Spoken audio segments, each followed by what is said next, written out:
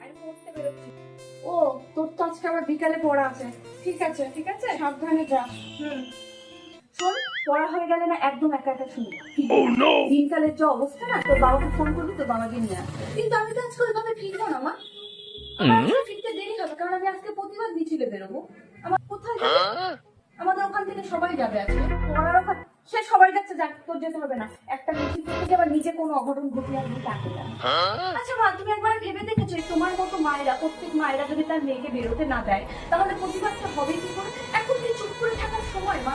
আর এটা তো কারোর একার লড়াই না, এটা আমাদের প্রত্যেকটা মেয়ের লড়াই। তা আমাদেরকে তো রাস্তায় বেরোতেই হবে মা। ঠিকই বলেছিস, তুমি বাবাকে প্লিজ আনতে পারছো না? ঠিকই রে, আমার তোকে আটকানো উচিত হয়নি। না না, আমি আজকে মিছিলে বেরোবো, আমার যখন সময় হবে আমি ঠিক বাড়ি ফিরে আসবো। সত্যি একটা কথা বল, এটা কি আমরা সুবিচার পাবো?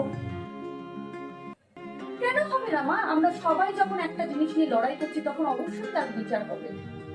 ঠিক আছে, তুমি চিন্তা করো না, আমরা তো আছি।